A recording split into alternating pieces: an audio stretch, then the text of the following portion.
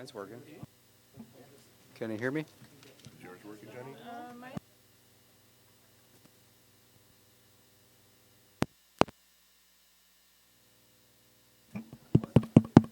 I was gonna say.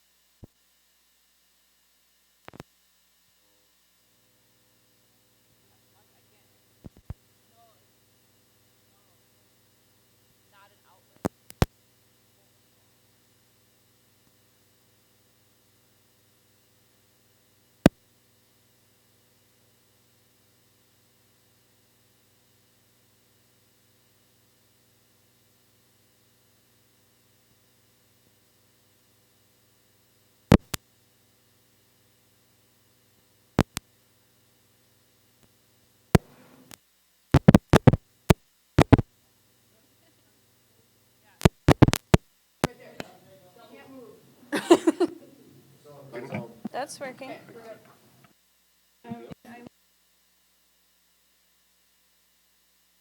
Okay. It's on. 6:03, a little bit of delay, but here we are. We're going to call to order and confirmation of appropriate meeting notice. Meeting notice was posted at Milton City Hall, Milton Piggly Wiggly, and Hometown Ace Hardware. Number 2, approval of agenda. So moved. Second. Any discussion? We have first and second. Do we have a vote to approve? Number 3, join me in pledge of allegiance.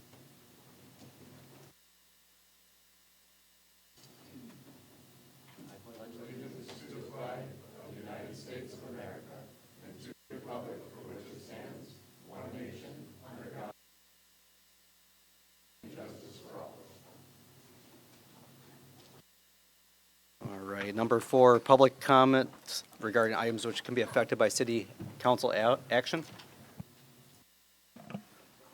And we have one person signed in, but for agenda item number 6. All right, number 5, approval consent agenda. So moved. Second. All right, we have a motion and a second. Any discussion? All in favor, say aye. All right. Item number 6, public hearing, discussion, possible action authorizing special assessment against benefited properties for installation of sanitary sewer along Sunnyside Drive.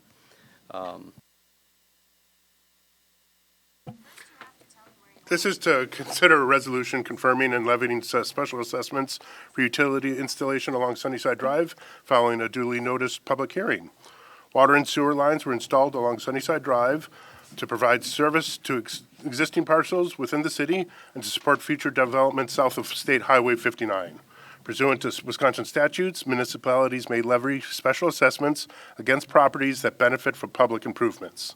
The Common Council previously adopted a preliminary resolution and directed staff to prepare an assessment report and schedule a public hearing. Notices and estimated assessment amounts were provided to the affected property owners in advance of the hearing. The purpose of the public hearing is to receive comments, concerns, and objections from impacted property owners regarding the proposed assessments. Following the closure of the public hearing, the council may confirm, modify, or deny the proposed assessments. The council also retains the authority to establish payment terms, including installment options for affected property owners. Under this resolution, property owners will not have to pay the assessment until they connect to the city's sanitary sewer system. Once a property connects, the assessment becomes due. If the property is divided into multiple parcels after the assessments are adopted, each new parcel will be responsible for a proportionate share of the assessment when it connects to the sanitary sewer system. For properties that are not deferred, payment of the assessments will be due on May 3rd, 2027. Any unpaid balance after that date will accrue interest at the rate of 5% per year. Unpaid amounts, including interest, will be added to the 2027 property tax bill. The confirmed assessments will allocate a portion of the project cost to the benefiting properties. Final assessment amounts will reflect any adjustments directed by the council following the public hearing. City administration recommends that the common council open the public hearing, receive public comments, and upon closing the hearing, consider approval of the resolution confirming and levying special assessments for Sunnyside Drive sanitary sewer improvements, taking into account public input received. That being said, I'm going to declare a public hearing open and note the exact time of 6:06. Invite the members of the public to come to the podium. They must state their name and address before speaking. Can you not hear me? Is this thing on? Okay. The speakers aren't working. Speakers ain't working. Well, sound off. That'll be good. There we go. So, as I was saying, I declare a public hearing open and note the exact time, now 6:07. Invite members of the public to come to the podium. They must state their name and address before speaking. And I know we have one gentleman that signed in.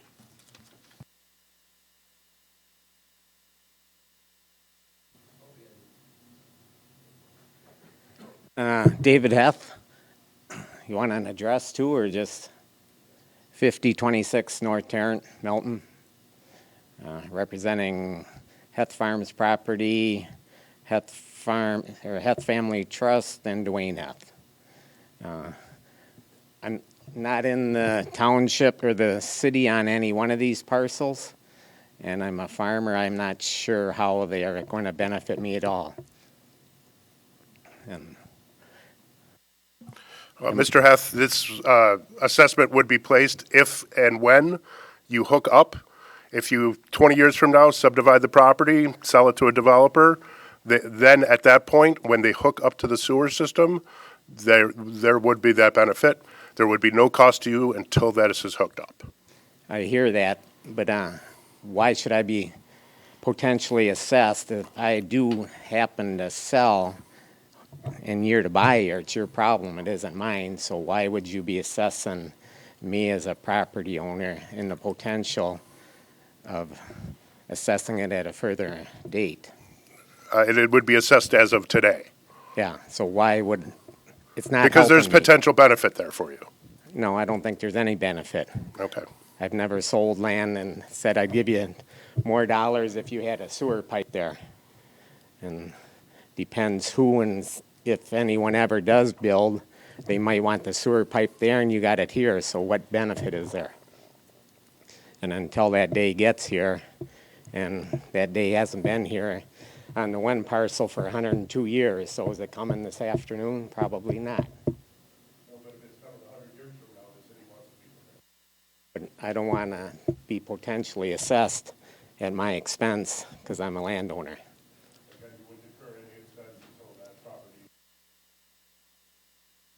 Well, we both know. Do we get that in writing? That is what this resolution says. Okay. And I know I talked to your attorney as well. Yep. Yeah, but we know things always change in city government. I will, if the city council decides to pass this, I will make sure you get a copy of this. Sounds good. All right. Thanks, David. Want to invite up Eric Olson? So thank you. My name is Attorney Eric Olson, and I'm here to object to these special assessments on behalf of the Dwayne A. and Jean M. Heth Family Trust and James R. Heth for parcels V23-12201, which is a $74,866.86 special assessment, and 6,127.13.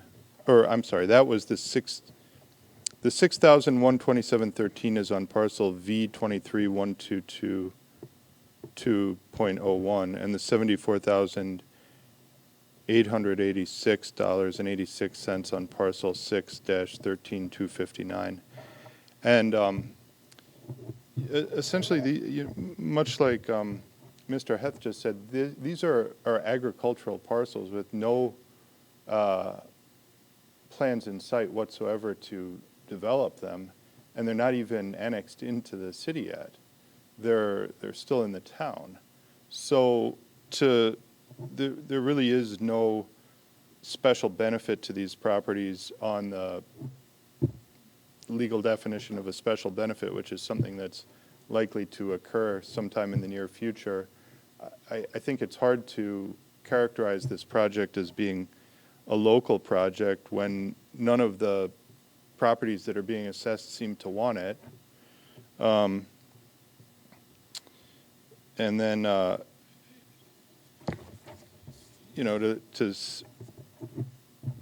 think that potentially at some point in the future it will benefit these properties, and then the people at that point in time can pay if and when they choose to hook up, just leaves kind of a liability hanging out there in the ether, which is a cloud on title. So in addition to those things, I have some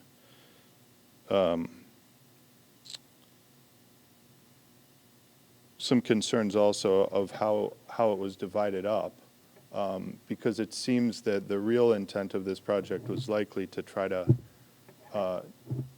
just push the services further out and benefit other parcels that maybe do want to develop in the nearer term, which is understandable if they would want to develop, but then they should bear the assessment. In other words, it seems awfully strange to levy assessments against parcels, none of which seem interested in developing, coming into the city, or hooking up.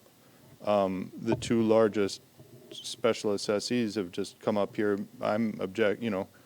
The one objecting through council, which is me, and the other objecting in person, none of them want this. So it's odd to think that a project could be considered local in nature, which by definition is primarily intended to be constructed for the benefit of the properties that are being specially assessed, and the bulk of the people who are being specially assessed are showing up here and saying they don't want it. So I've written out some a little bit more formally the objections that I just kind of relayed informally. I gave one copy to your city attorney there, and I don't know if anyone else would like a copy. I have 3 of them. Maybe one would go to the clerk. I'd like it to be included in the minutes if possible. But that's our objections on behalf of the Dwayne A. and Jean M. Heth Family Trust and James R. Heth. Thank you very much for your time.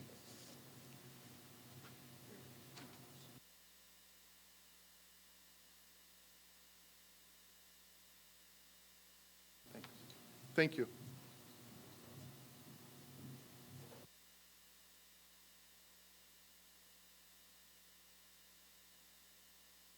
There we go. Any further public comment to item 6? One more time, right? Okay. Third and last, any more public comment to item 6? All right. At this point, everyone has a chance to speak. I'm going to close the public hearing. State the time of the closing, 6:14. Before closing, I already asked it 3 times. And I'll move it to city council members for comment. Paul, I have a question. In the future, if the city was to annex these properties, they would be required to connect to city sewer and could be assessed at a different value, potentially higher based on the economy at that time. Is that correct? Any assessment for this project specific is capped at the cost, the actual cost of the project. There would be no increase in cost because this is what the city spent. We're not here to make money off this. We're not here to see a profit. This is just the expense that the city spent in the sewer project. And are these properties in the area of the extraterritorial district or area that we have around the city? They are, however, that's not necessarily relevant to this discussion.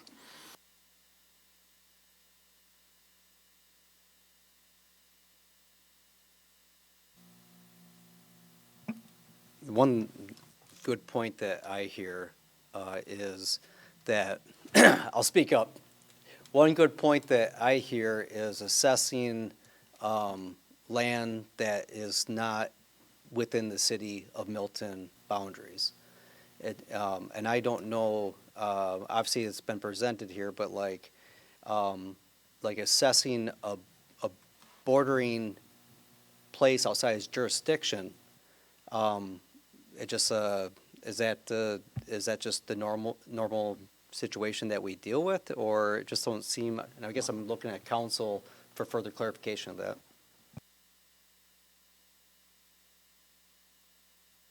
That works.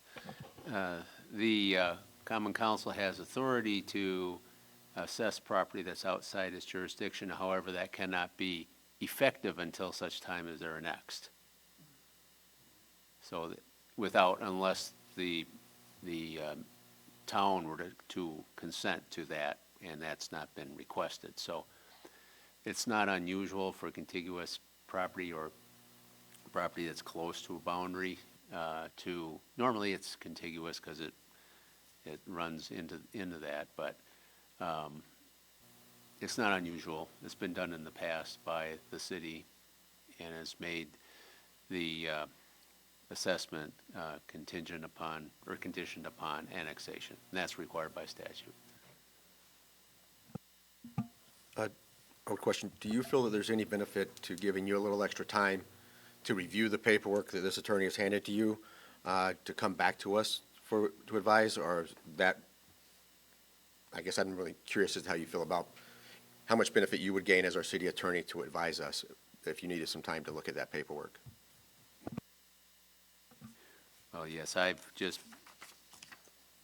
I can't give much comment on it other than I have reviewed the proposed final resolution, and I'm fine with the language of that. I guess.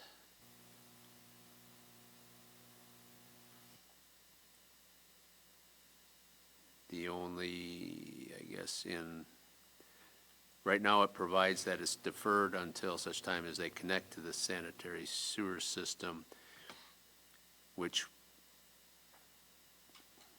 would imply that it's when it's annexed. I guess we could specifically add that language to it.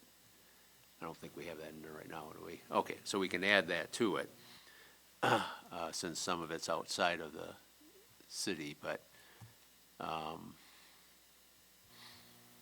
yeah, beyond that, I would be giving opinions based on, as I'm reading it, which is probably not the best practice, so. A property is required to connect to sanitary sewer when they're annexed and developed, correct? That is correct.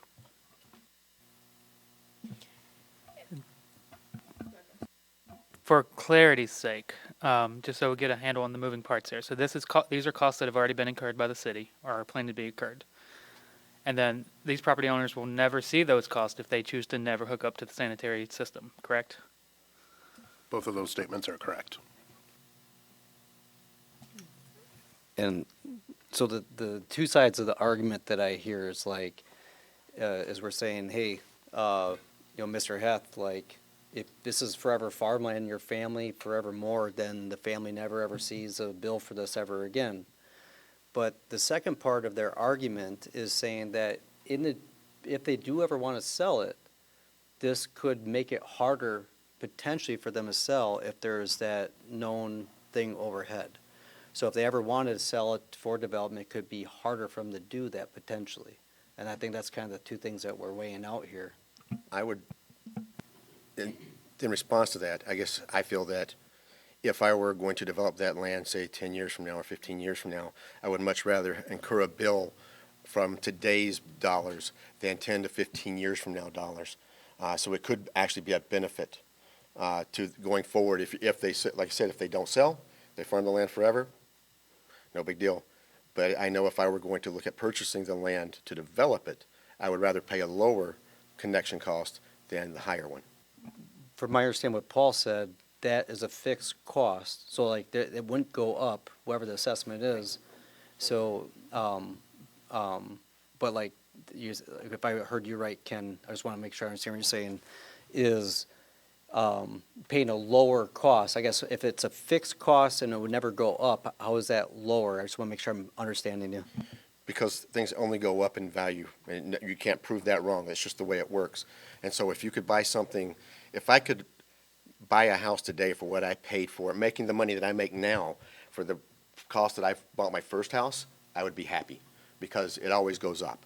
And so moving forward in the future, if you're assessed at today's dollars, but you wait 10, 15, 20 years to sell that property, and that's the cost, you're looking at today's cost to connect then, it's much lower than it's going to be in 10, 15, 20 years down the road.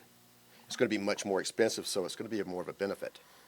I think That's what- my opinion. I think what Ken's trying to say, and please correct me if I'm wrong, Ken, is that had the city not done this project and the landowners did this in 10, 20 years, it would cost them significantly more than what the city did this project for. Is that correct, Ken? I just wanted, you said that, the city's not looking to make a profit off of this, but we are saying that we will charge interest on any outstanding payments. So that would be us like seeking a profit in some sense. Where is that 5% coming from, and how is that common practice for That's- these types of projects? That's typically what the city has done in the past. That is also a past due fee, more than, that we are giving till May 3rd, 2027. So they have almost a year to make that payment, if they have hooked up already. And if they haven't, again, that would wait, and they wouldn't have to pay that interest rate until, at all, when they hook up. Personally, I'm in favor of these assessments. One being that the property owners are not going to see this payment until they connect. So they're gaining that benefit. As someone who works in the wastewater field, I do see property owners wanting a connection to a municipal sewer rather than a septic system, for a variety of reasons. And they're not going to, have to connect until they're annexed into the city, and that's not happening right now. So I do see a benefit, of passing this.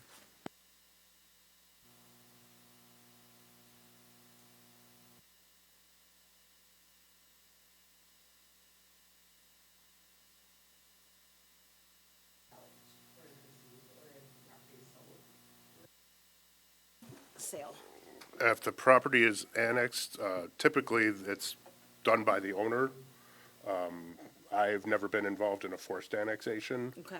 There are notices if it is something to do. I don't believe that's the city of Milton's policy right now. We've got more than enough properties wanting to be in the city. Yeah. We've seen a couple of annexations, but those have been voluntary annexations by owners wanting to bring their city into the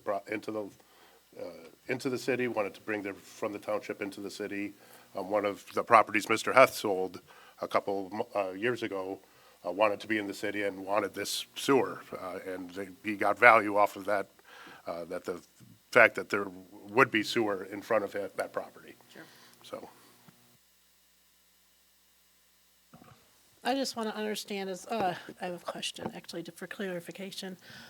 So if we do this and they do not sell, keep it in there, so would we lose money on that then? If they decide to keep that land and it doesn't get sold at all? if they never hook up, Yes. the city would absorb that cost. I wouldn't call it losing money, but the city would absorb that cost.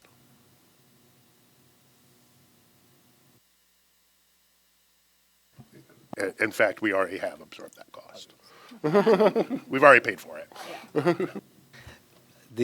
I guess my only last 2 cents that I have is all the assessment, basically Heth family, between the trust and the farm property, Dwayne Heth, is the lion's share of the assessment.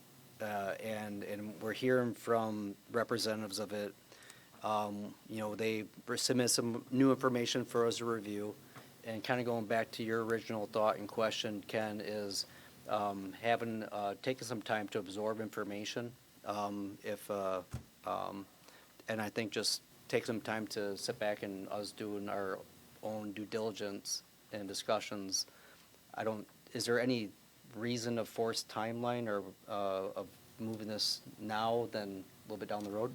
That wasn't my recommendation to move it down the road. I was asking council if he felt he would benefit from that. I wasn't saying that's something we should do, just to be clear. I was just asking Mark if he felt he would benefit from additional time. There is no strict time frame that we're on, to answer the question.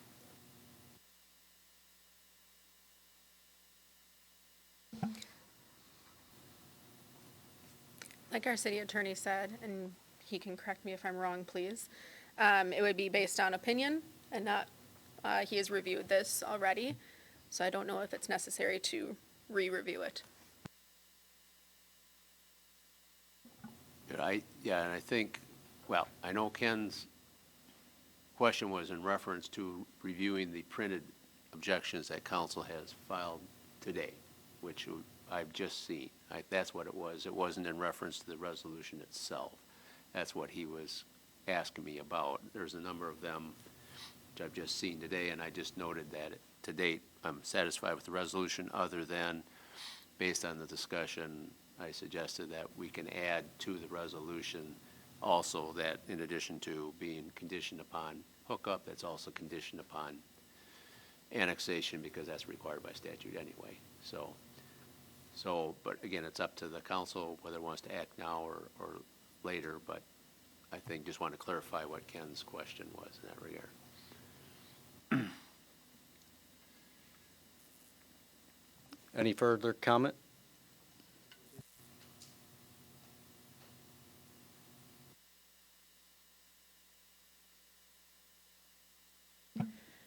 I make a motion to pass the special assessment for installation of sanitary sewer along Sunnyside Drive, contingent on annexation to the city of Milton. That would be resolution 2026-10. Pass resolution 2026-10, final resolution, Sunnyside Drive. Second. We have a first and a second. Any further discussion?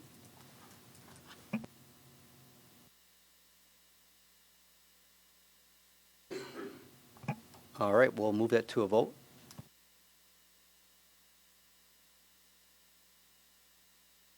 I'll say no.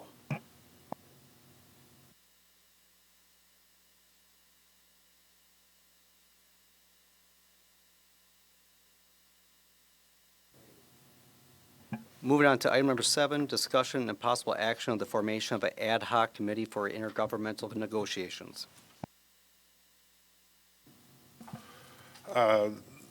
This is a request to consider forming an ad hoc committee to negotiate an extension of the existing intergovernmental agreement with the town of Milton and develop and enter into a similar agreement with the town of Lima. The city currently maintains an intergovernmental agreement with the town of Milton that governs key aspects of growth, boundary planning, and service coordination. This agreement is approaching the point where an extension or update should be considered to ensure continued alignment between the municipalities. Additionally, there's an opportunity to establish a similar agreement with the town of Lima to proactively address future growth, service delivery, and boundary considerations in that area. Entering into such an agreement would provide clarity and predictability for both jurisdictions and property owners. Given the importance of the complexity of these negotiations, city administration recommends the formation of an ad hoc committee consisting of members of the Common Council and staff. The committee would be tasked with reviewing the existing agreement with the town of Milton, negotiating terms for an extension or amendment, engaging with representatives from the town of Lima, developing a proposed intergovernmental agreement framework with the town of Lima, providing recommendations to the full Common Council for consideration and approval. The use of an ad hoc committee would allow for focused discussion, timely negotiations, and coordinated communications with both towns. There's no direct fiscal impact associated with the formation of the committee. Future fiscal impacts may result from negotiated terms with the agreements. City administration recommends that the Common Council approve the formation of an ad hoc committee to negotiate an extension of the intergovernmental agreement with the town of Milton and to develop and negotiate a similar agreement with the town of Lima, with membership and structure to be determined by the council.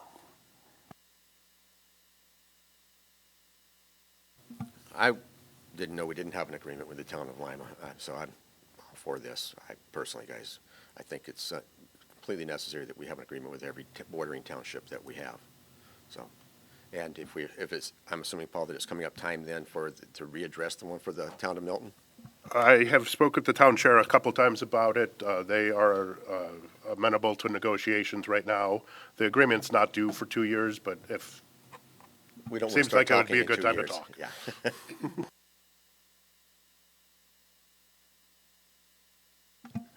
I guess I'll put forward a motion to approve the formation of an ad hoc committee to negotiate an extension of the intergovernmental agreement with the town of Milton and to develop and negotiate a similar agreement with the town of Lima with membership and structure to be determined by the council. Do you have a recommendation for that membership? I'll Number be on wise? it. How many? 3? I Yeah, think that'd 3 be a is good one. With 3 members of the common council. I'm glad that we think alike.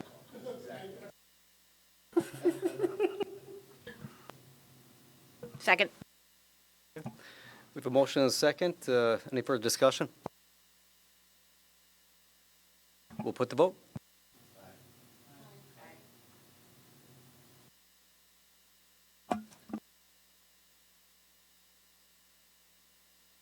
All those opposed? That's unanimous.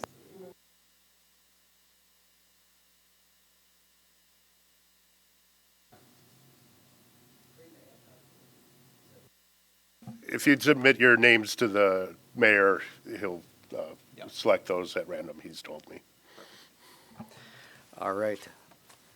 Moving on to item number 8, discussion and possible action regarding maintenance agreement with 1901 Inc. for HVAC system maintenance. Staff have reached out to 2 vendors to obtain pricing on HVAC system maintenance for the 7 units located at the Milton Library. The preferred firm is 1901 Inc. The maintenance plan includes semi-annual maintenance for each unit, scheduled once in the spring and once in the fall. Service includes belt replacements, filter replacements, lubrication, condenser cleaning, and other general maintenance. If during the service it is found that repairs are needed, 1901 will provide staff with information regarding the repairs before making any repairs. Staff have received positive feedback from other local library regarding the service provided by 1901. The agreement automatically renews unless written notice is provided 30 days prior to the agreement expiration date. The agreement has been reviewed by the city attorney. The total annual fee is $5,865. 1901 will provide the new annual fee before renewal in subsequent years. City administration recommends approving the HVAC maintenance agreement with 1901 Inc., and funding will be from the annual building maintenance budget.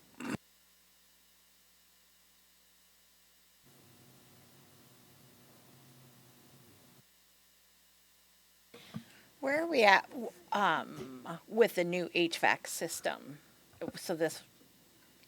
So how we is- have, there's a plan that's been developed, and the next step is to discuss funding that. That project is out a couple of years. This is to maintain the equipment until then. I make a motion to approve the maintenance agreement with 1901 Inc. for the HVAC system maintenance at the Milton Public Library. Second. A second.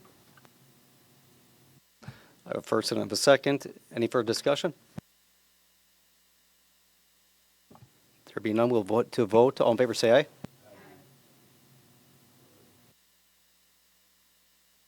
Moving on to item number 9, discussion and possible action regarding change order number 1 for 2026 utility and street improvements project. The attached change order allows for the extension of time needed due to long lead times for electronic components related to the construction of the lift station. It also provides for additional time and quantities for sanitary sewer lateral and water service installation as required by the MOUs related to the real estate acquisitions for the extension of Sunset Drive and where it was discovered during construction that vacant lots did not have services installed. City ordinance requires a separate sewer lateral and water service installed to each lot or unit of duplex buildings. The additional time needed will extend the project completion date approximately 7 weeks. The Sunset Drive extension will be paved prior to school starting in the fall for an alternate route for school traffic until John Paul Road is completed. The majority of the remaining work from July until completion will occur on John Paul Road. The attached change order provides for an increase of $240,083. Those expenses are funded by the accounts related to the work performed. City administration recommends approving the change order number 1 for the 2026 utility and street improvement project.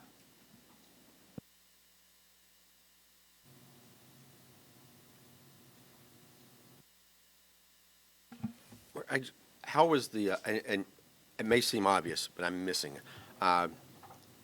the extension of time needed for the long lead times for the electronic components related to the lift station, they didn't come with it, or am I missing something here?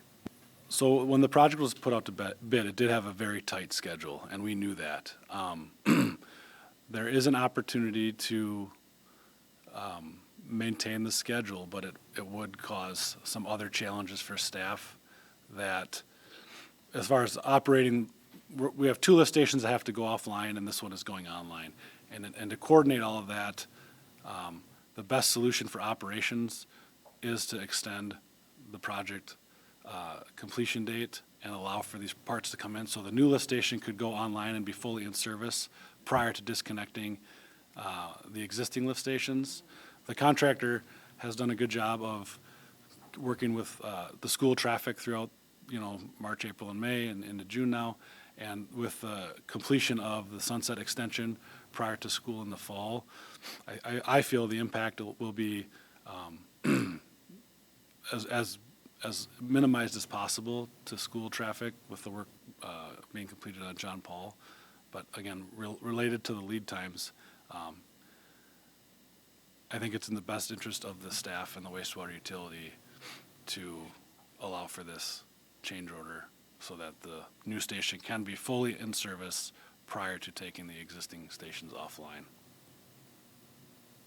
Okay, thank you. Further clarification, though, so we have long lead times for the electronic components, but do we have those now? Are they in, or are they still? We have dates, and that's how this schedule was You determined. have- Okay, so you're Yeah, not still the- waiting on them? Yes, so Okay. they'll be mid-July is when it will be online.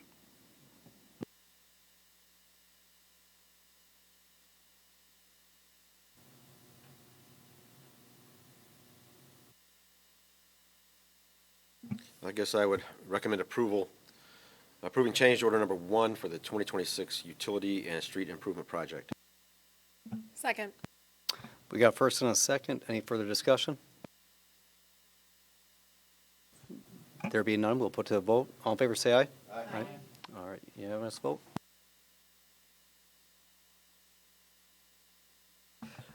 Item 10, discussion and possible action regarding an engineering contract amendment from the Betterman for Design Engineering Services for the WISDOT Project ID 3620-00-10/11/12 East High Street.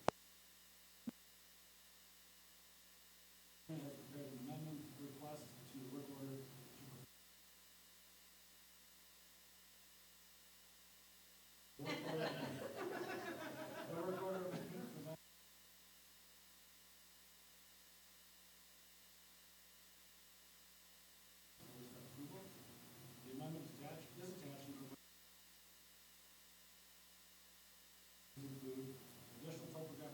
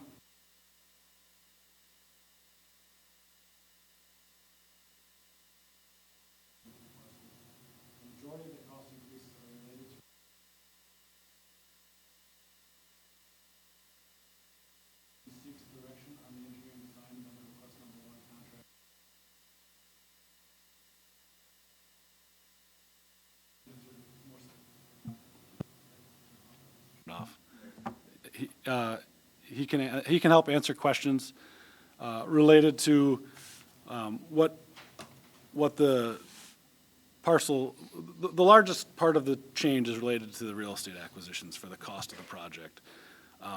Todd can help answer questions of, if you have them, of maybe what's required, what's not required. There is a grant component to this project for the construction.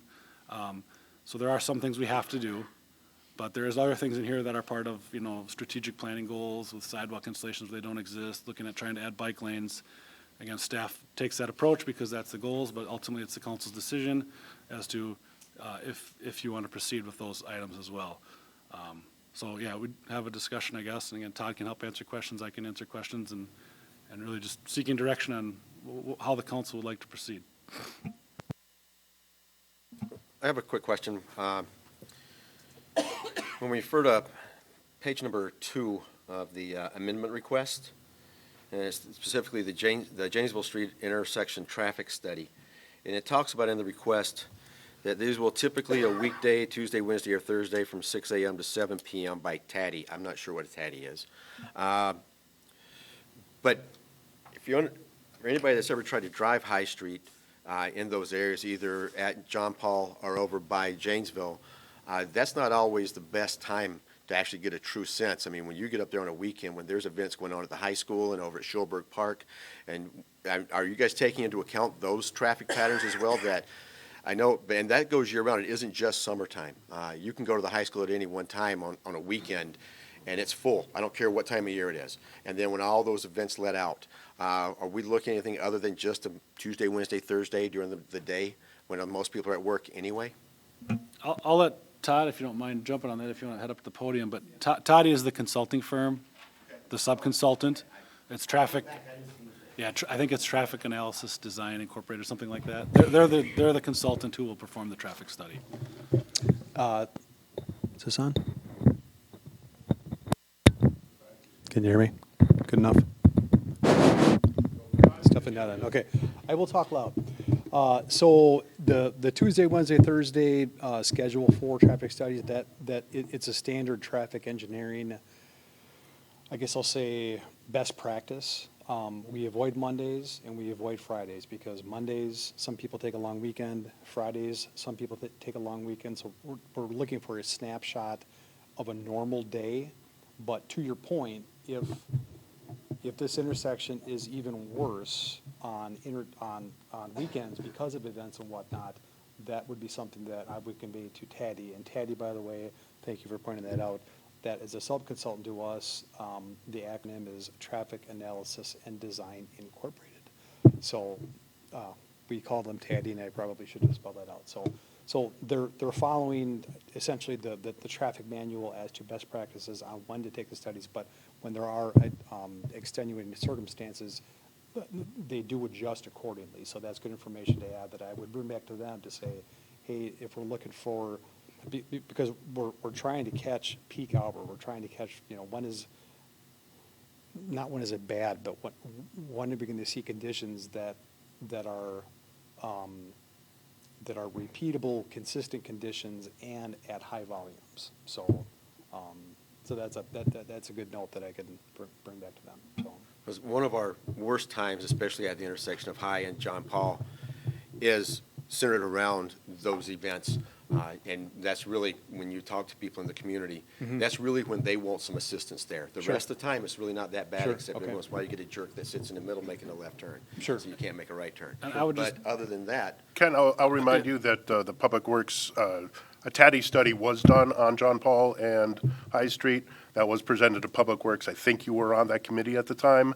That was what the desire to put in a traffic light at John Paul and High Street.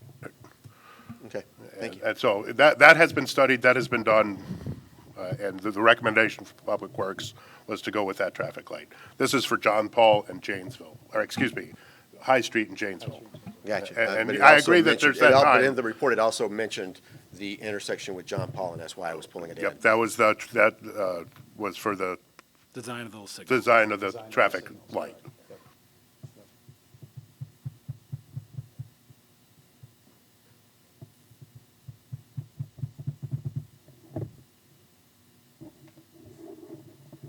So I guess my 2 cents is, when I was studying this earlier, and we have that really funky situation where extended properties into the middle of the road, right? And it's just random. And so the first thing that's doing is kind of cleaning that up, and that's the purchase of the property space. And that's like the 110,000 of the additional 250, if I see the note right, is that correct? Yeah, so the 110,000 would be the, as Mark mentioned, early on in a project like this, we can't, we don't know how many properties are going to be impacted until we get into design. So we get into preliminary design, try to avoid property impacts as much as we can, try and reduce them. So, but we knew we would have some. So we plugged in 20 and said, let's start with that. Let's get into design and figure out what it's really going to be. So now that, with the additional sidewalk and some of the other things we've mentioned, we're up to about 73. So that $110,000 essentially is for the process for those 73 parcels to appraise them, to write a sales study, to present them offers. Homeowners will have the opportunity to get a second appraisal if they like. And it's the negotiation to try and get, in most cases, temporary interests, so temporary limited easements, which essentially are just construction, they're short-term construction easements that are valid and remain through the project, but as soon as the project is done, they automatically extinguish themselves. So there is some, I think, fee and possibly PLE or permanent limited easements, but which would be permanent acquisition, very small pieces maybe of an intersection for a sidewalk or something like that. But most of this is temporary, but unfortunately with the funding that Mark alluded to, it is a very strict process to follow the Wisconsin statutory guide as to how to acquire property, which is again appraisals, negotiations and all that good stuff. So it's a big number. I mean, when I got the information from our sub-consultant and presented it to Mark, we're both like, man, that's a big number. But it's just there's so many parcels, and each individual parcel has to be documents, sometimes multiple documents. Once they reach an agreement, there has to be checks cut. So it's a very, very process. So for further clarity, I mean, going from 20 to 73, that's more than a threefold increase. Like, is that normal? Like, once you get into the design process, that you see that I would much say of an increase? for that, when Todd and I set up the original scope, we didn't know how many. We talked about putting none in. Some of the discussion again comes to 20's closer maybe, or it is closer if we don't do new sidewalks in areas where there is no sidewalks. The original scope, I believe, for the grant actually listed just remove and replace. But as we've gone forward with these projects, and if you recall, this project I think started in 25 or 24, and the grant application was submitted prior to that. We've taken the approach that on a reconstruction, if there's not sidewalks, or a street improvement, we're going to install sidewalks. So all those areas where there is no sidewalks along High Street, mostly between, I think, Campus and Parkview, there's a couple other areas, and then some widening that's also required to looking at the multimodal uses for the bike lanes. That's a big reason for the increase. Because I know we just got the grant for this project, correct? Is that some of that cost can be absorbed by that grant then? The grant is only for construction, so the design is all locally funded. Total project cost goes up, the grant absorbs the construction portion.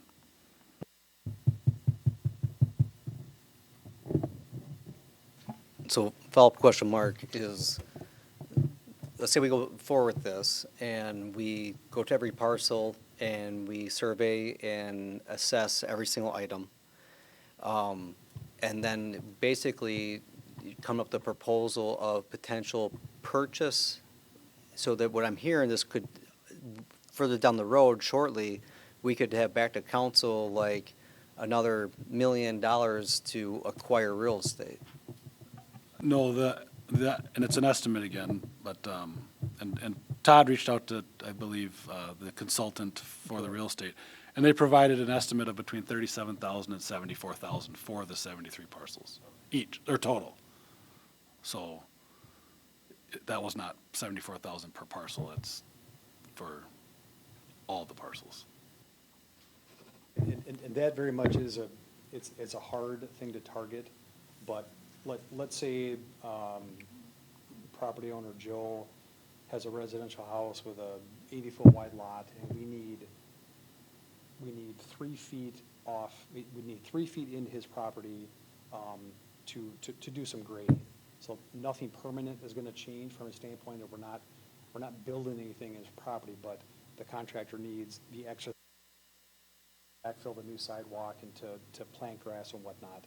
On a non-federally funded project, a lot of municipalities just do it, and nobody is the wiser. But a project like this, we have to check the boxes and cross the Ts, dot the Is.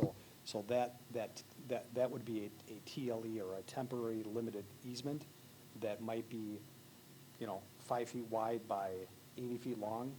And in the end, it's gonna look almost identical, except for it's gonna have a new sidewalk, but that might cost the city $500 to temporarily acquire the use of that property for the course of 4 months. So, but and it's that times 73 parcels, varying sizes of easements. If there's a fruit tree that is within that 5 feet that has to get taken out, that gets taken into consideration, and that fruit tree gets assigned at $650, so the person is made whole. All of that gets taken into consideration. So, on the design side, we try and keep things as tight and close as we possibly can to minimize how much of that goes on. So, This is wildly speculative, but what if one property owner says no? so that is the good thing about this grant and this process, is they do have that right. So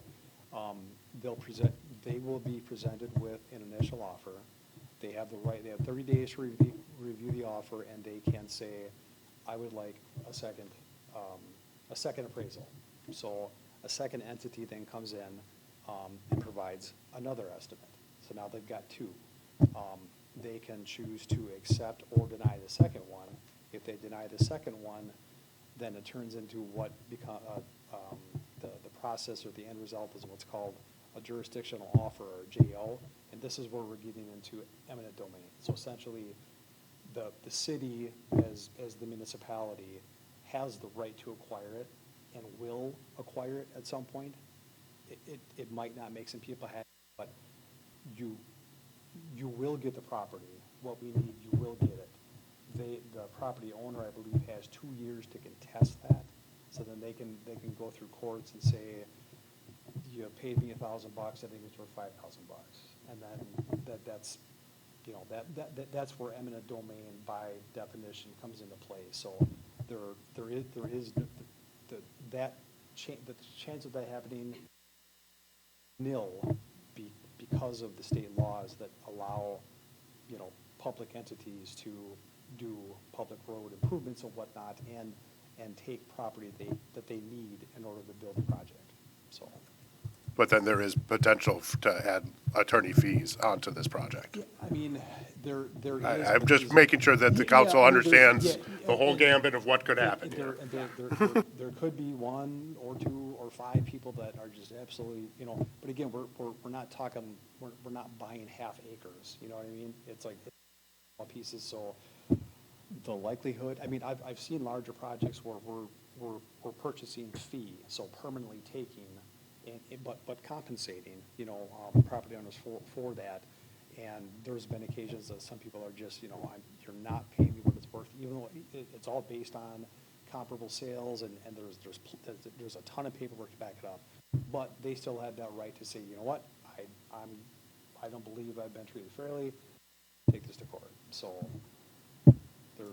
is an opportunity. It's not likely, I don't think. I mean, sometimes it takes a second appraisal, and sometimes, this is where the appraiser and the negotiator make their money, is their job is to get it done, so, but yeah, that's the process. So if they decided no, let's just say, and then we have to go to court, it could be years before the project could even go? No, because the way it works is, so from the day of the initial offer, so the very, very first offer they're gonna get, which is gonna be either hand-delivered or options, that sets a clock, which I believe is 120 or 125. That if they use all of the initial 30 days for that first offer, and on day 30 they say no, then the new appraisal is completed, has to be completed within 30 days. They've got another 30 days to review that, and if on day 30 they say no, now we're at 90 days, and that provides for another 45-ish days, or give or take, for the JO or the jurisdictional offer, which is the final offer that will be given to them, that the city will pay.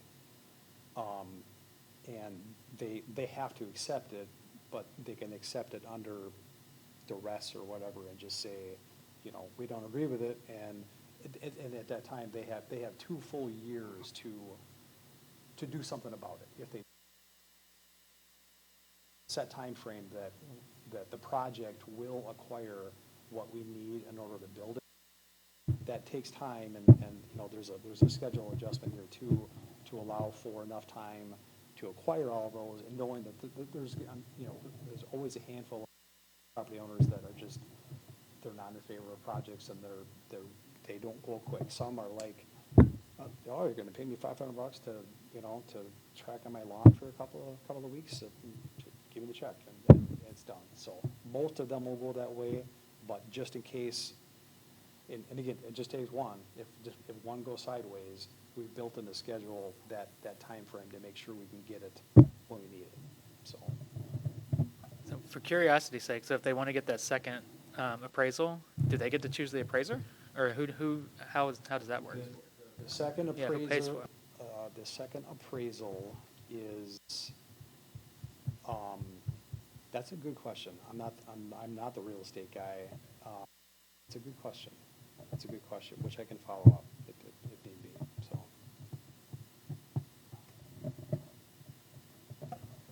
I would say as part of this process as well, there's required public information meeting. So that'll take place, similar to what we've done in the past with our projects, but that will occur. So there will be a time for the public to comment as well. Do you know approximately when that would happen in the schedule, as far as compared to the design? If this is approved as is right now and moves forward, I would say we're probably gonna wanna do that in the next couple of months soon, because we wanna go to the public with a map and an exhibit that essentially, we don't lock it in to say, we have to have property from you, but we'll show the parcels where there could be anticipated acquisition. So it essentially puts them on notice that, hey, we're gonna need a temporary easement here, and that's the time where we get the feedback from them, and we usually figure out the ones that might be a little bit difficult, and maybe that provides us the opportunity to go back and look at things for a third time to say, is there any way, if somebody's really like, absolutely not, then, maybe there's some way we can get around it, but, yeah, so they'll be put on notice early on, certainly, that you may be contacted at some point in the future, for discussion on, acquisition, most of this temporary acquisition, just to build the project, so. And then is there gonna be any cost to the homeowner if they go ahead and do all this later, like for the sidewalks or for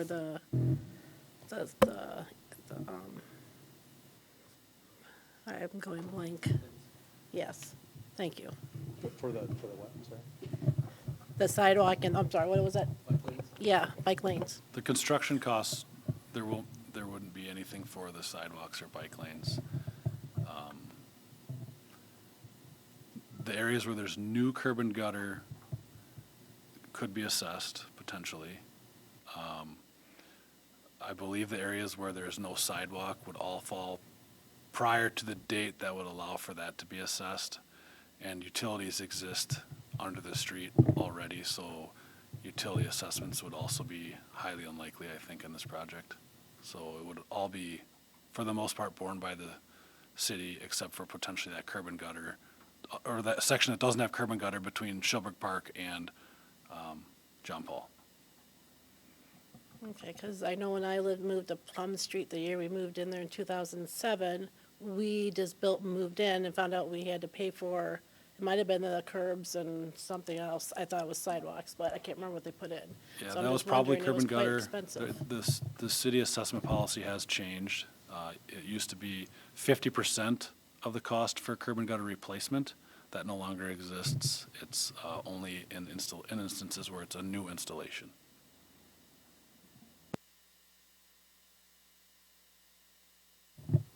Todd, I'm going to share the map. I don't know if you just want to kind of walk through that from one end to the other, and we can just kind of describe the areas. You bet, you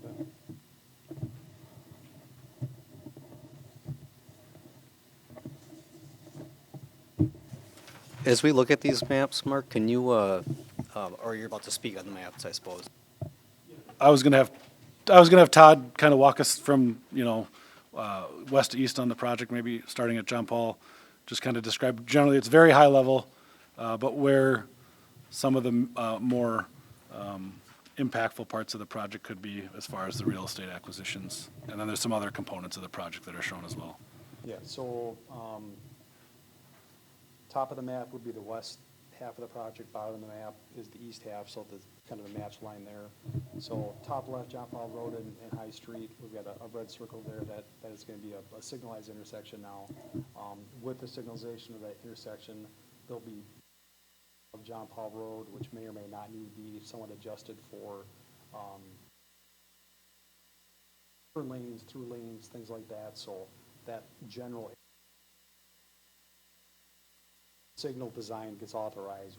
We don't know the exact lane configurations, but say, okay, based on the study, here's what that geometry looks like. So that would be the John Paul and High Street intersection. As we move east, there's a green box that's kind of hatched out there.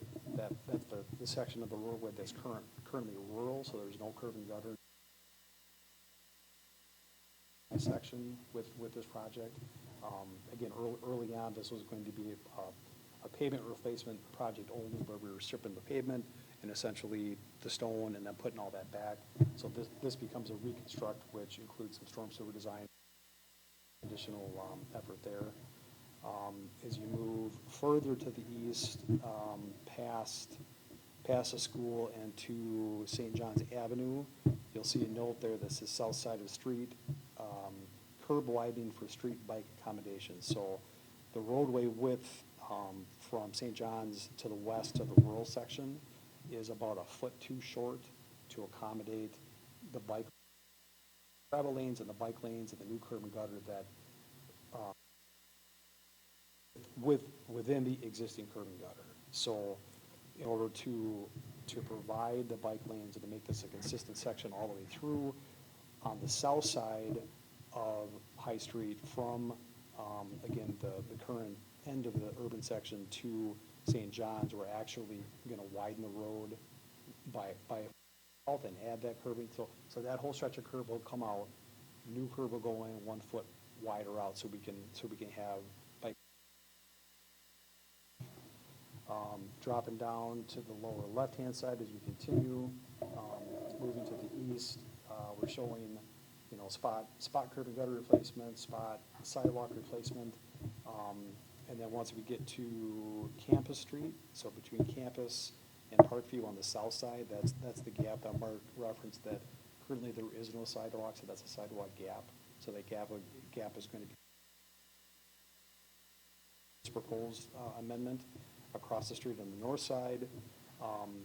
That there's sidewalk exists there, but I believe city staff went out and marked out, and again, it was spot replacement, replace squares and panels that needed to be. And by the time they got done marking it up, city staff said there's too much to pull out here, this whole thing has to go in new. So that'll be 100% new.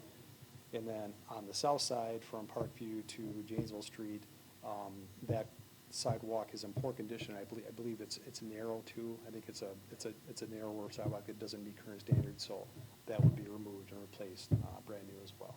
And then finally, at Janesville Street and High Street intersection, again, the requiring a traffic study to do any kind of geometric changes. I know that the goal and the intent, and we've got kind of a rough conceptual design that we're showing here, is to remove that, what we call a pork chop island, which is that kind of that slip right-hand turn movement, which is applicable for traffic signals when it was a signal 2012, pushing 15 years ago. That is a high crash rate intersection at this point, so that traffic study will tell us what the lane configuration should be is from a through lane, right lanes and shared lanes and that kind of stuff. And some DOT says that we do need to go through in order to make the actual geometric changes. So that's kind of the summary of the added scope. And again, we talked a lot about the real estate. A lot of these things have real estate impacts as so. I have a quick question. Sorry, Mark, do you need to go? In the sections, so between Parkview and Janesville Street, and then from Shielberg to St. John's Ave, where you're either widening the road by a foot or widening the sidewalk, does the terrace get smaller, or do you need to acquire property from the property owner so their yard gets smaller? Which way does that go? So I believe we are not looking to change right-of-way width. Sidewalk, as a general rule of thumb and standard, I believe in Milton, is it 6 inches or a foot off that is installed? Yeah, generally the sidewalk would be that 6 inches to a foot off the right-of-way line. So there would not be additional right-of-way in those areas, but as Todd has said, we may need the TLEs to do the work. Right.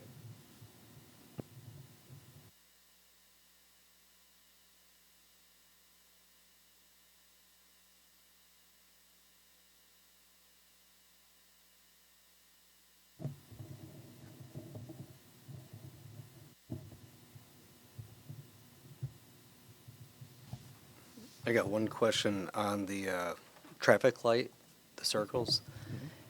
Is this, if I heard you correctly, just the study of it, or is this with anticipation of installing it?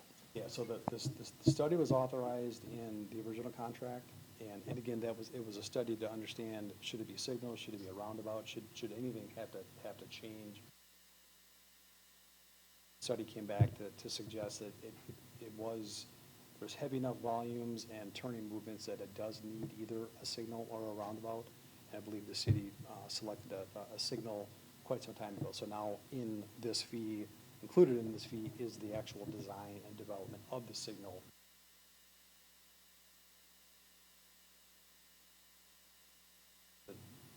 To put the signal in with the proper lane configurations, so. And then at the east end, it's a study. I mean, the east end is a study, but we know there's gonna be recommendations for changes, so I've got design hours. I'm not gonna come back and say, okay, the study said remove the pork chop island. We know there's gonna be a work effort there. We've estimated something's gonna have to happen there. Again, we've got conceptual line work here of what it probably will look like, but we need that study to confirm, so.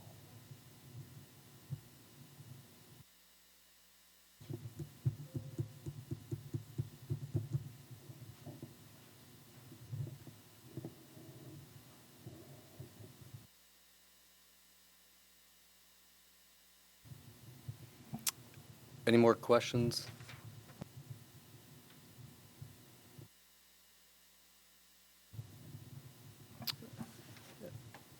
Entertain a motion?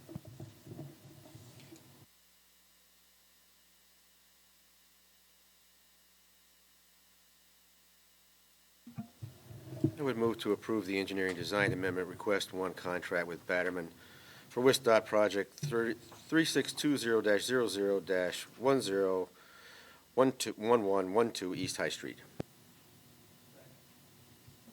We got a motion and a second. Any further discussion?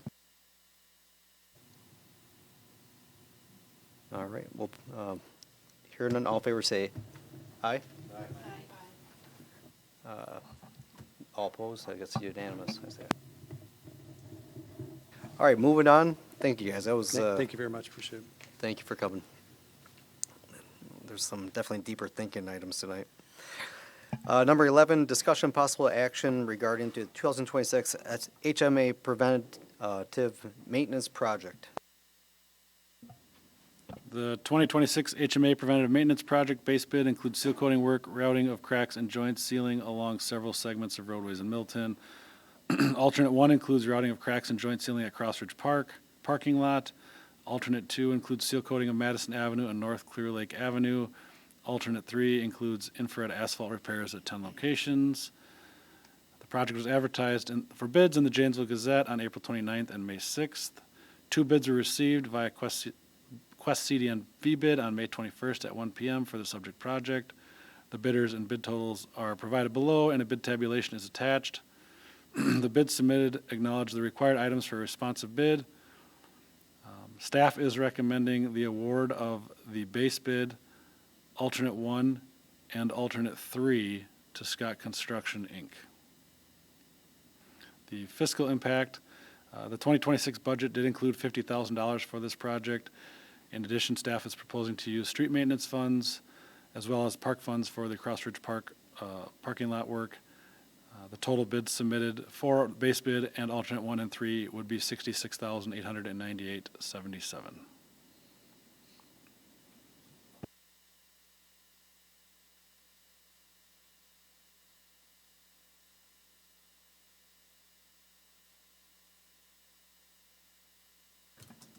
Mark, the Crossridge Park parking lot, I'm just trying to place that. Where's that? The YMCA.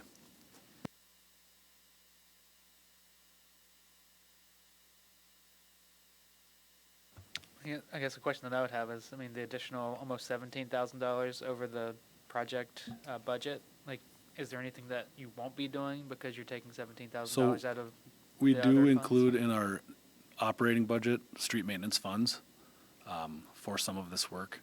The $50,000 was budgeted as part of the capital expenditures. Correct. No. I make a motion to approve the 2026 HMA Preventative Maintenance Project base bid and alternates 1 and 2 to Scott, 1 and 3 to Scott Construction, Inc. Second. I got first, I got second. Any further discussion? There being none, all in favor say aye. Aye. Moving to item number 12, discussion possible action regarding agreement with Violyptics. Did I say that right? Yes, you got it. So Violytics is a company that uses AI-powered software to identify and classify different types of road damage. Also, it automatically detects and documents traffic signs, manhole covers, and drainage or storm drains. The software will help identify potholes, perform DOT-required PASER ratings that are required every 2 years, and assist with other general roadway maintenance items. The proposed agreement is a 3-year term. The city attorney has reviewed the agreement. The total annual fee is $9,300, and there is a one-time setup fee of $4,750. That's mostly to buy the equipment from Violytics. Funding sources are street maintenance, traffic signs, and utility budgets. City administration recommends approving the agreement with Violytics.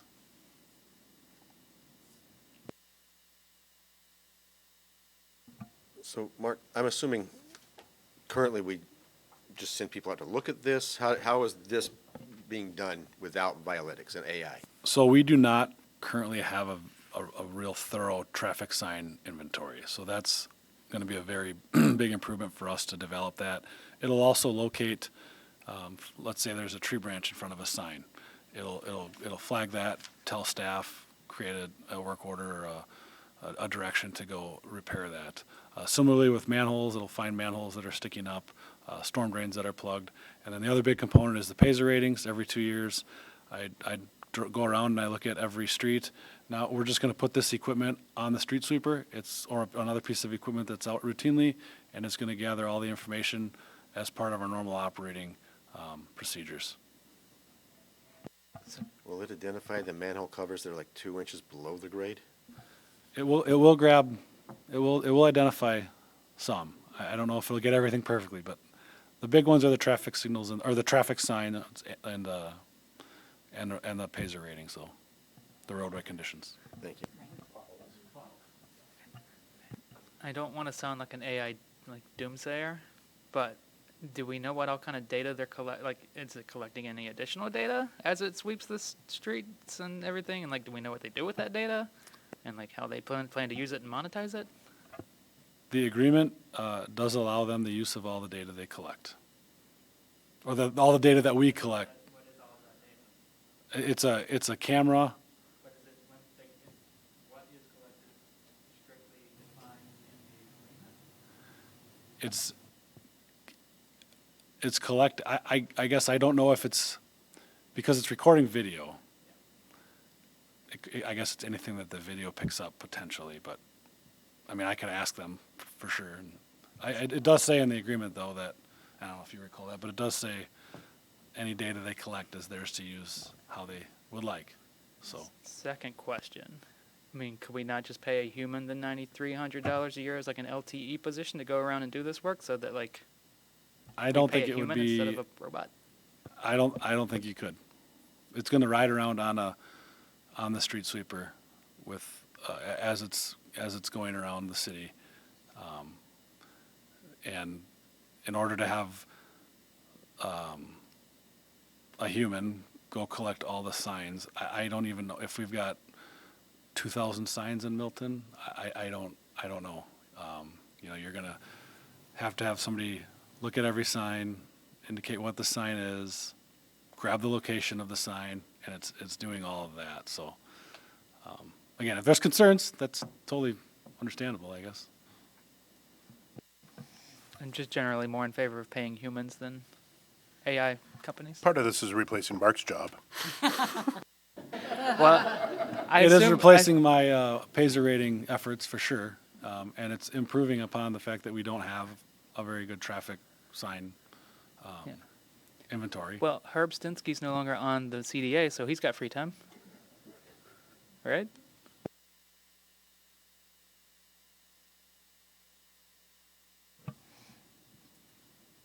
I'm just curious on the implementation of it. So let's say we do this, and then how often will it report? Is it a website? Like, how often will you use this to help the city? It's a GIS-based platform. Okay.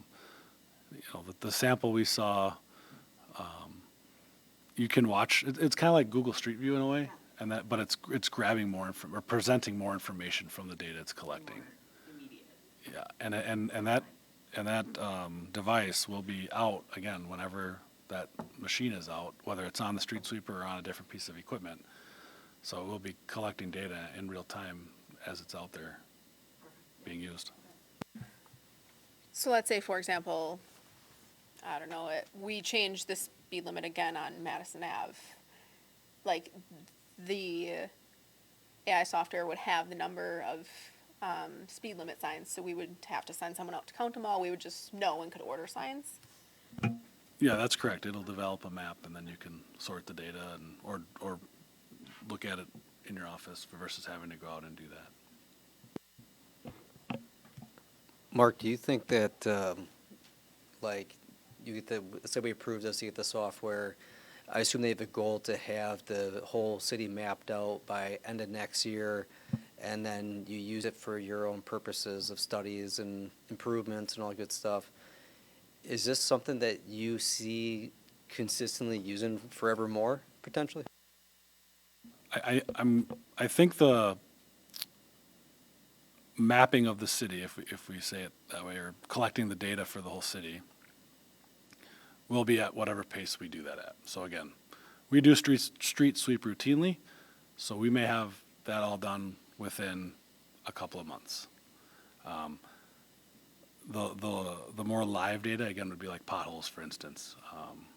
We don't have them all fixed. We never will, but, we can diagnose potholes and send staff out to repair those. Or we may get feedback that we haven't gotten about a pothole because that street sweeper is out every couple of weeks. And it would collect that data and provide it to us. So as far as continuing on, I guess, if after the first year we didn't like it, I mean, there is an ability to end the contract. So we could get out of it. I would make a motion to recommend approving the agreement with Biolectics. I'll second to move this along. We have first and a second. Any further discussion? I just have one quick thing. In reference to data mining, there's enough organizations out there doing it that this one, I'm assuming that there's such a huge benefit to DPW and their ability to do their job that it might outweigh that concern, considering there's so many other companies out there data mining coming through Milton. But Google Maps alone comes through regularly. So that, just to address that concern for me, and if we find that the information isn't valuable enough, doesn't do what they advertise, and that's happened before, it's a one-year contract. And yeah, and the thing with data mining is got to be done continuously. I would like just to see more strict language about like the data they collect is specifically just street conditions and for signage, and that like nothing ancillary outside of that, because that's what the job's supposed to be. I don't want our data to be going to a firm that's just going to monetize it and not provide any value to the people that they're collecting on. Do you want to amend to table till that language can be put in there? That would be my preference. And go ahead. There is a motion on the current table right now.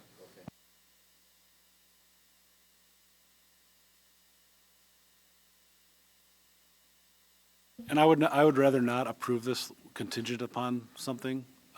So if the desire is to seek that language, I would just ask for that direction. So I had just one other question actually too. Who does all that right now? does what? Go and see about the potholes, So a lot of the potholes are complaint-based. Somebody hits it, calls City Hall and complains. Traffic signs, again, repairs are made. Sometimes it's complaint-based. We again, don't have a very full inventory of current traffic signs. So if there's a sign that's fading, we'll go replace it. Staff notices something, they'll see something, or do, say something. But it would allow for that inventory to be created that we don't have, and that we don't currently really have staff to develop, and hence the reason it hasn't been done. And the Paisley rating part, Paul's right, it would replace my efforts to do that part. So it would be very beneficial for you then. So it'd be very beneficial for you. yeah, it's definitely doing things that we're not doing now with current staffing. Thank you. I would feel comfortable keeping my motion to approve without amendment. So any further discussion, or we'll go to vote? All those in favor? All opposed? No. Item 13, discussion and possible action regarding a request from the Milton Youth Tribe to place signage on city-owned property. Milton Youth Tri has requested permission to place signage on city-owned property to promote their upcoming youth triathlon event. As part of their event planning, the organization is requesting authorization to install temporary signage on select city-owned properties to enhance event visibility, guide participants, and raise public awareness. Signage would be temporary in nature and installed for a limited duration surrounding the event. Signage would be placed at the FFA Park on the corner of High Street and John Paul, and by the Welcome to Milton sign on Highway 59 and Highway 26. The organization would be responsible for installation, maintenance, and timely removal of the signage. Fiscal impact, the city may take some time to place and remove posts on city-owned property. City administration makes no recommendation on this item.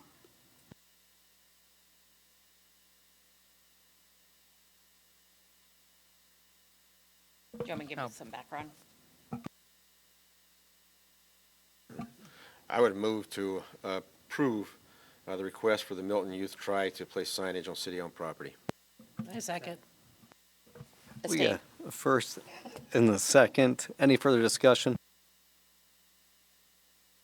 There being none, we'll go to vote. All there, those in favor? There we go. All right, moving on. Item number 14, discussion and possible action regarding resolution number 2026-11, authorizing the total number of issued and reserved Class B liquor license. This resolution authorizes the total number of Class B liquor licenses the City of Milton may issue.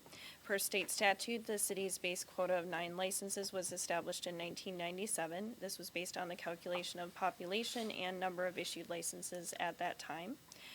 Population growth since then has generated 2 additional reserve licenses. The reserve licenses include a one-time fee of $10,000 and are non-transferable to other premises. If this resolution is approved, the City of Milton will be authorized to issue 9 standard and 2 reserve Class B liquor licenses for a total of 11 licenses for the 2026 to 2027 renewal period. This resolution is presented annually to the Common Council to ensure the calculation of available Class B liquor license remains accurate, transparent, and the law is consistently applied with the state statute. There is no other organization in the state of Wisconsin that does this calculation for us or keeps track of our calculation. And so the submitted license applications for the 2026 to 2027 renewal period will be reviewed at the next Common Council meeting.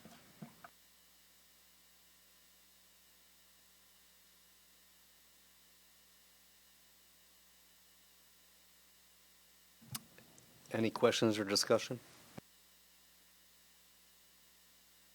I'll entertain a motion. I make a motion to approve Resolution 2026-11, authorizing the total number of issued and reserved Class B liquor licenses. Second. I got a first and a second. Any further discussion? There be none, we'll put to vote. All those in favor? Moving on to item number 15, discussion and possible action regarding use of the City of Milton Department of Public Works facility for a clean sweep site. Rock County Land Conservation facilitates the annual clean sweep events.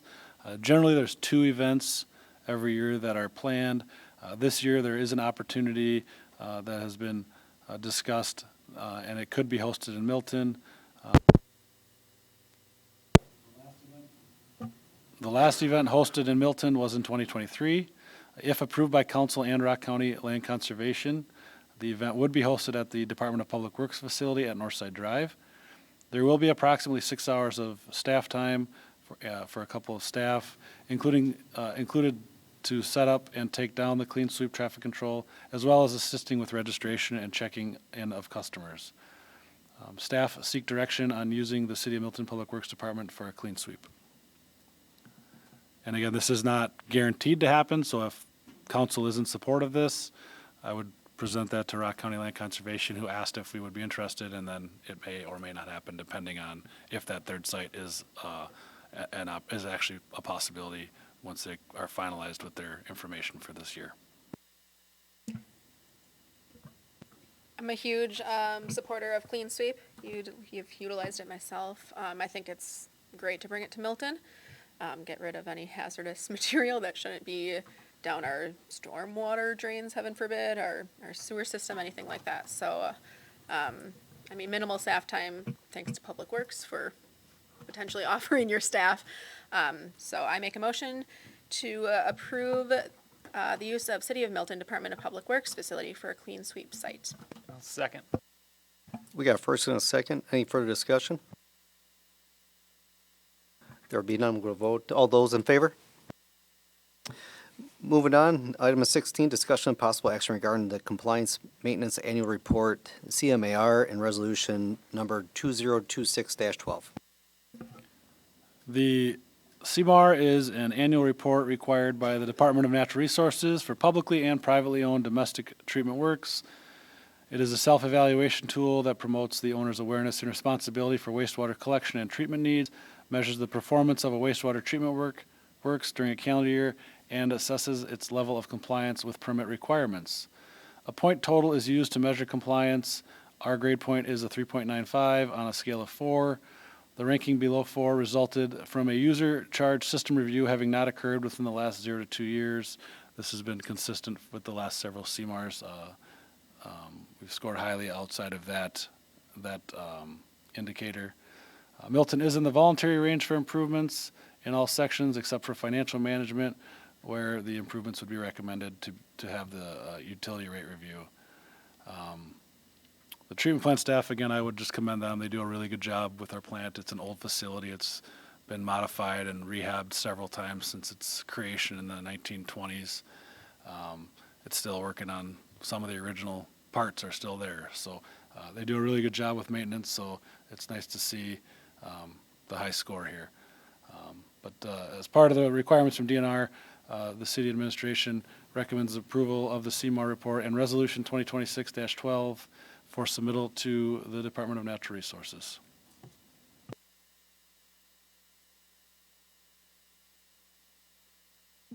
I think our DPW does a great job. If you haven't taken the tour, go over there. That guy is, wow, he's good. So I guess I would go ahead and move to approval of the CMAR report and resolution 2026-12 for submittal to the DNR. Second. We got a first and a co-second. That's pretty good, yeah. Any further discussion? There being none, all those in favor? Aye. Moving on, item 17, general items, committee reports. I'll speak on behalf of Parks and Rec. We did not meet, but I'd like to draw your attention to the wonderful GIS software for the Veterans Memorial Park. It is linked on the city's Facebook and the city website. Had a engineering firm make a map of the park and where you can zoom in on bricks, search for bricks. So really cool piece of software out there for our veterans. So check it out if you have not. We had a library, but I'll let Ashley speak. She's much better than us. Just know that we have the coolest librarian, I think, in the whole world. CDA met yesterday. We talked about the welcome sign out there on coming on the east side of Milton, the placement and the proposal by J&B Signs. We also talked about doing refreshing a hotel study that was done that's about 10 years old-ish, and maybe revamping that since a lot has changed in the last 10 years in Milton. For the Plan Commission, we've met a few times since we last met as a body, but it's been relatively quiet, nothing major, some like parcel work. We had, well, in terms of what's come before the plan over the last 2 meetings, has not been a whole lot. What am I missing, Paul? I know we had the open house, but that wasn't before Plan Commission. But anyways, the last couple meetings we've done like parcel work and redrawing some lot lines and things like that. For Fire Commission, I went to a special board meeting to look at the 20-year apparatus plan, which I think is a good plan. I mean, they're doing the best they can with kind of the ins and outs of managing the fire district. They have a good plan in place for, purchasing new apparatus and retiring old ones, and kind of how funding works for that is kind of piecemeal and it's actually very interesting. I did not go to the next night where it was actually voted on, and I'm assuming that our beloved mayor voted to approve it. So, what did I miss, Paul? All right, staff reports. The Planning Commission approved a site plan for CQC for an expansion of 400,000 square feet today.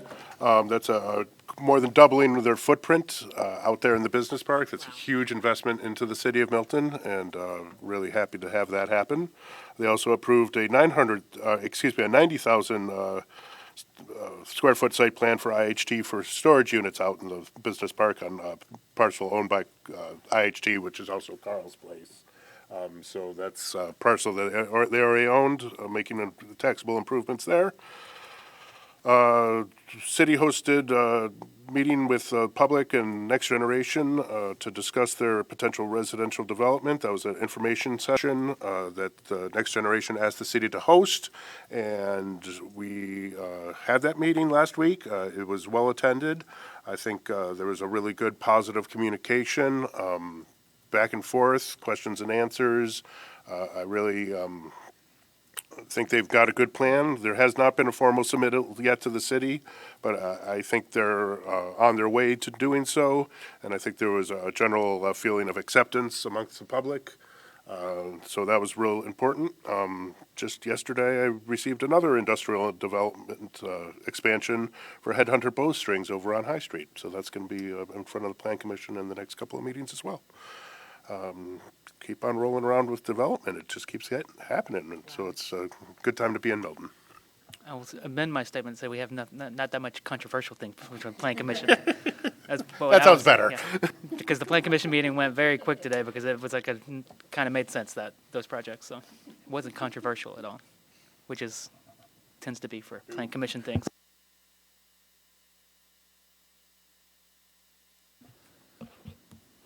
Merchant Row paving.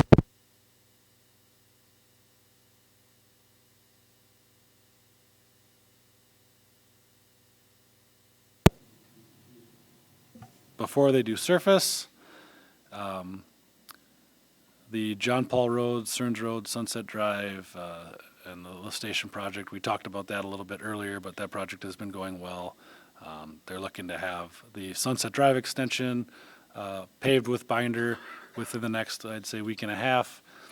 And Vickerman Road's continuing to progress. You'll see a lane shift or a traffic shift out there later this week. But then, yeah, other than that, just kind of routine operations at Public Works.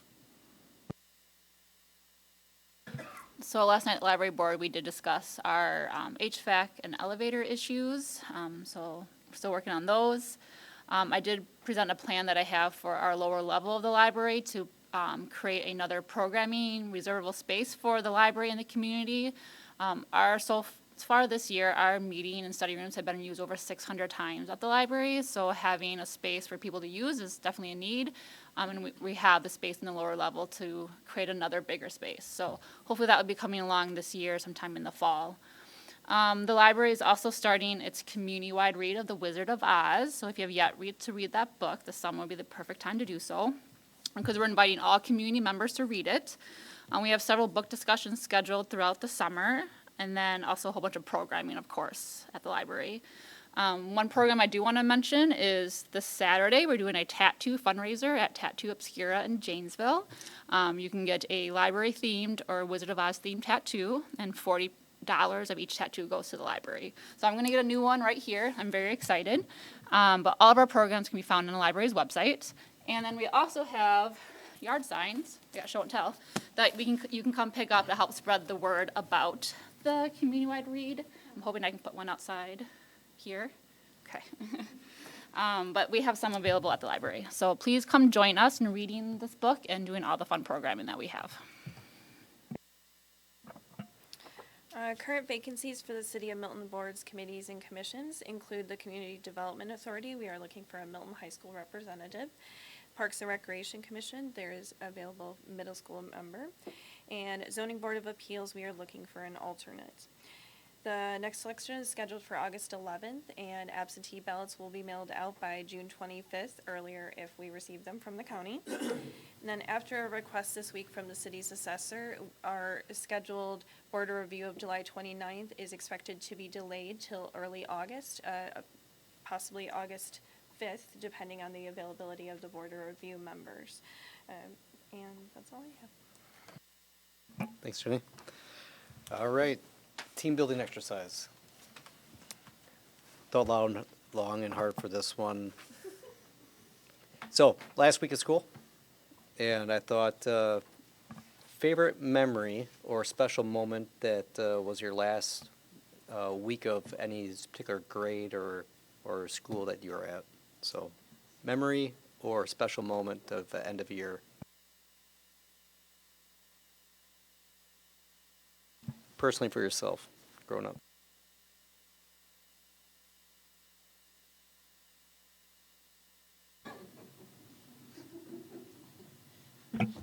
I'll go. So I went to a K-8 school, and we had a fun day, the last day of school, and it was a big deal. Ultra competitive. I mean, I am ultra competitive, so maybe that was the issue. So 7th grade got to participate. 8th grade did not because they had graduated at the time, but 7th grade, I finally won. Fun day. Green it was. So.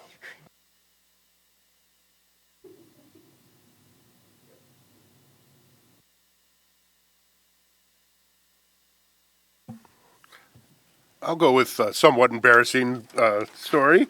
My senior year of high school, I was kind of a slacker in high school, and I didn't do that well, and I just did enough to get by.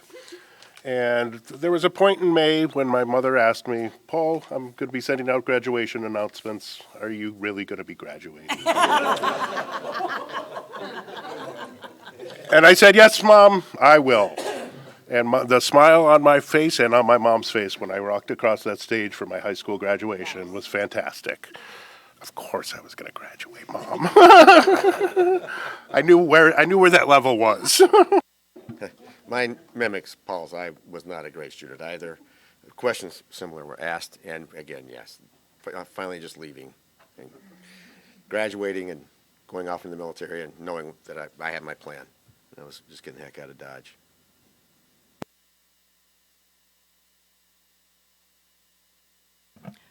Mine's pretty boring. I grew up in the country, and so I was a bus rider until freshman year of high school. And one of the things that happened was when you were on their bus, there was no radio. Like the radio was not on at any time. So I do remember that we had a substitute bus driver on the last day of school, and the radio was cranked really loud. And we were all very excited. So that was, I just remember that. And it was very exciting. It was 97 ZOK, by the way. Mine was when I lived in Florida, and for marching band, we actually played for the Miami Dolphins halftime show. We were the first high school that ever played. We were considered the dance.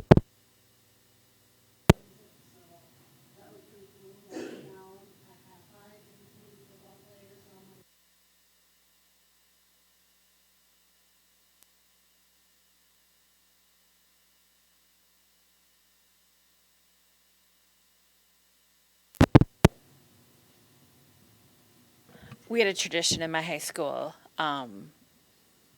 where on the last day of school, everybody emptied their locker into when we all used our lockers heavily and put everything in the hallway. So we would just like dump whatever we didn't want. We'd do paper, everything. Okay. So the freshmen and sophomores were the only ones that had to pick it up. So the juniors and seniors were awful and hid a bunch of, you can imagine. So, however, I had an upperclassman brother going through high school, so I kind of figured he always protected me and got me out of it, but we were devious as a juniors and seniors. But it was a great tradition everybody loved, and it was all fun. It was not naughty or rude, but it was really cool. I think this would have been 10th grade, which was 22 years ago. How did that happen? It was towards the end of the year. It was my chemistry class, and we did the old sodium and water trick, which it bubbles, but if you do a big enough chunk of sodium, it will blow up. And our chemistry class was one of the last ones of the day, so our teacher took us outside. We climbed through a window. He had a giant bucket of water and a giant piece of sodium, threw it in there, blew a hole in the side of the bucket, and caught the grass on fire. Mr. Gillespie was his name. He was awesome. We called him Dr. G.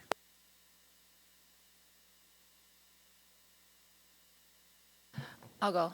I think this was 2nd grade. I was a teacher's pet, of course. But I remember my teacher, Mrs. Mogland, she let me take home some books from her classroom library, and they're American Girl books, and I do believe I still have them. So.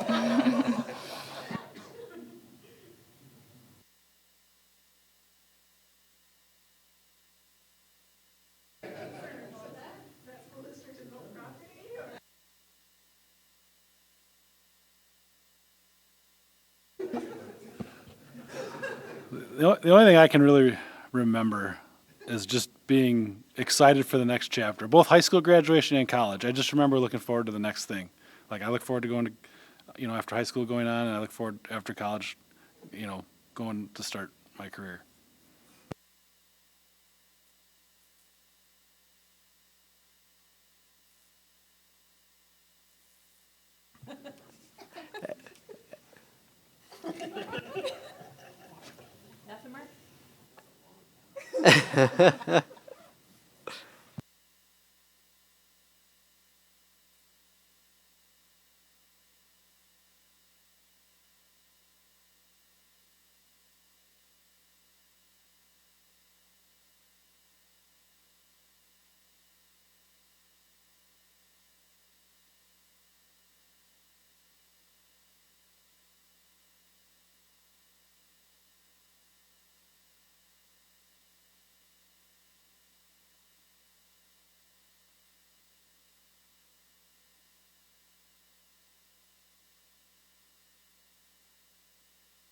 Ellie, Nick?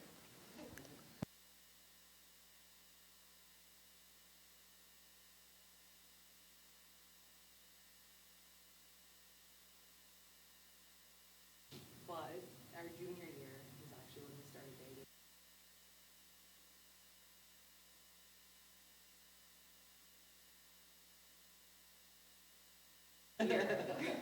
Then the next year, we actually started dating at graduation parties and stuff, so.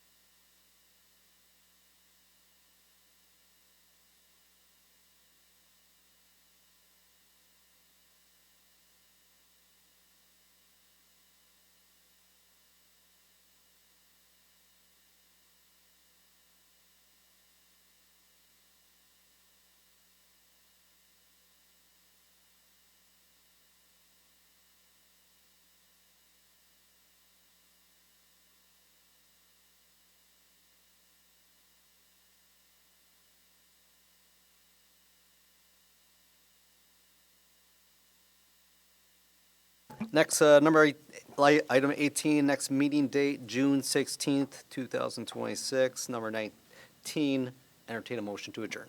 So moved. First and second, all in favor? All right, thanks, guys.